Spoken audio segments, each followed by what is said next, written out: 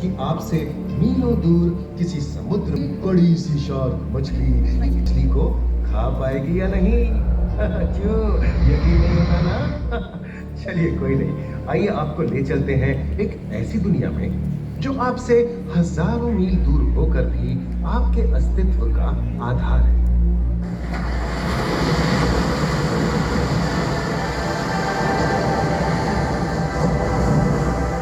ये महासागर मीलों दूर तक फैला हमारे जीवन का केंद्र, जिसका पानी हर देश की सीमा से परे है। हमें सांस लेने के लिए जरूरी ऑक्सीजन का 50 से 80% इन्हीं समुद्रों के पानी से आता है। ये भी कह सकते हैं कि ये सागर एक विशाल संयुक्त परिवार की तरह है, जिसमें ये सभी जीव एक ही घर में रहते हैं, जैसे मछलियाँ, mollusc, dolphin, seal, walrus, crustacean, bacteria, समुद्री एनिमोनी और हाँ, ब्लू व्हेल भी, जो पृथ्वी का सबसे बड़ा जीव माना जाता है। और जंतु ही नहीं, इन समुद्रों में पौधों की भी लाखों प्रजातियां पाई जाती हैं।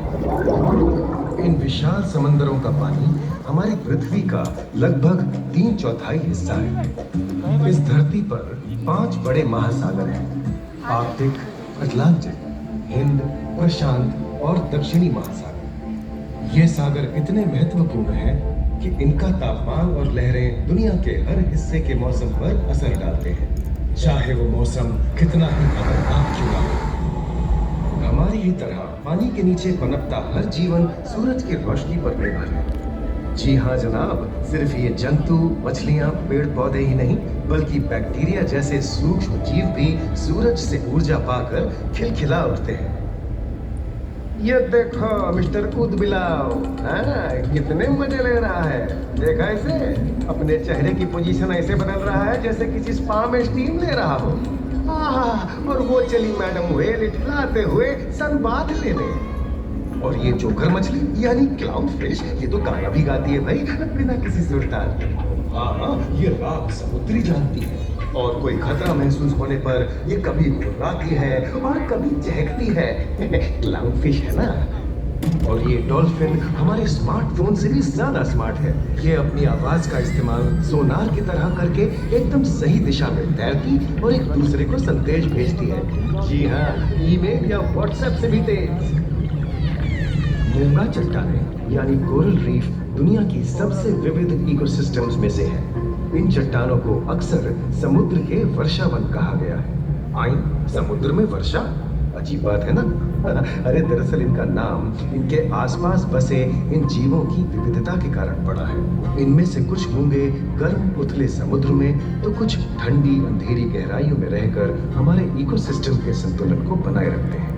पौधे हमारे इकोसिस्टम का एक बहुत ही महत्वपूर्ण हिस्सा है और पानी में ऑक्सीजन का सबसे बड़ा स्रोत है।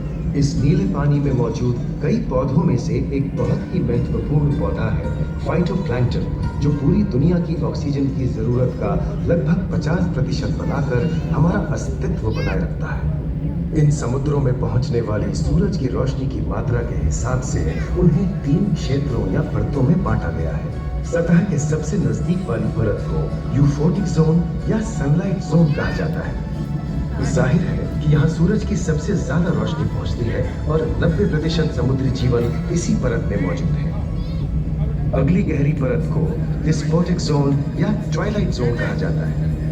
इस परत तक सूरज की सिर्फ 1% रोशनी पहुँचती है, जो पौधों के जिंदा रहने के लिए काफी नहीं है।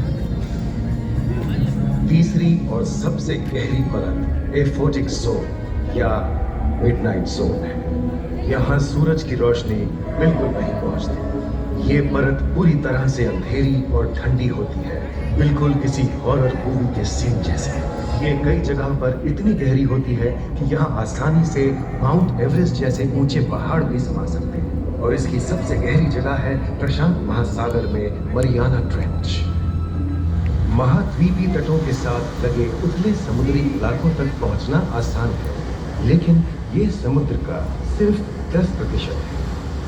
समुद्र की गहराई जितनी बढ़ती जाती है, उतने ही वहाँ के हैरत अंगेज जीव जिन तक पहुंचना मुश्किल होता जाता है। ये समुद्री जीव पहले तो अपनी खूबसूरती से आपको छलते हैं और फिर अचानक एक खतरनाक रूप ले लेते हैं, जिनसे बचना मुश्किल ही नहीं नामुमकिन है। और ये क्या, अचानक ये रोशनी कहां से आई? ओहो, ये तो जेलीफिश का झुंड है जिनकी रोशनी एकदम डिस्को लाइट की तरह लगती है। वाह, ये हुई ना बात। अब सभी बड़ी छोटी मछलियां इन चमचमाती डिस्को लाइट को देखकर पार्टी करने आएंगी। और फिर यही रोशनी उन्हें बेरहमी से दबोचकर उनका शिकार करके अंधेरे में वापस गायब हो जाएगी। लेकिन सभी शिकारियों को छलावे से लुभाना नहीं पड़ता। सबसे घातक शिकारियों में से है शार्क, जैसे ग्रेट व्हाइट और टाइगर शार्क। शार्क आमतौर पर सूरज ढलने के बाद अंधेरे में शिकार पे निकलती है समुद्री जीवों का यमराज। आज तक शार्क की 500 से ज्यादा प्रजातियों का पता चल चुका है। ये हर तरह के खुले महासागरों में, मूंगे की चट्टानों में, आर्कटिक की बर्फ के नीचे और समुद्र की अंधेरी गहराइयों में पाई जाती है। और ये है समुद्री घोड़ा, जो तबड़क तबड़क नहीं, छप छप छप छप करता है, यानी दौड़ता नहीं, तैरता है।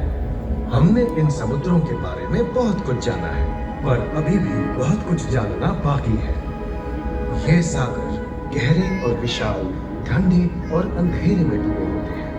इन गहराइयों में पनपने वाली 17,000 से अधिक प्रजातियां मानो किसी कल्पना से कम नहीं। किसी खूबसूरत एंजल की तरह दिखने वाले जीवों के साथ साथ न जाने और क्या क्या देखने को मिले।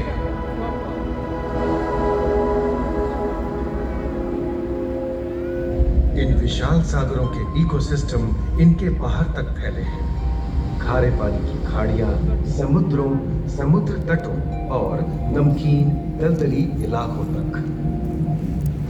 मानव जाति दशकों से प्लास्टिक, जहरीले रसायन, तेल और ऐसी कई चीजों को पानी में बहाकर समुद्रों को नुकसान पहुंचा रही है। कई समुद्री जीवों या मछलियों की दर्दनाक मौत और उनकी इस तड़प का जिम्मेदार हमारी मानव जाति ही है। पिछले कुछ दशकों में वैज्ञानिक पैमाने पर सामने आए खतरों में से एक बड़ा जलवायु परिवर्तन है, जिससे महासागर गर्म हो रहे हैं और ग्रीन हाउस गैसों की अधिकता और ऑक्सीजन की कमी के कारण इन समुद्रों का अम्लीकरण हो रहा है। सागरों के इस तरह गर्म होने से पानी का स्तर बढ़ गया है और बर्फ की चादर पिघल रही है। इस विनाशकारी बदलाव के परिणाम स्वरूप समुद्री जीवन खत्म हो रहा है और पूरे इकोसिस्टम के लिए ऐसे खतरनाक हालात हम ही पैदा कर रहे हैं।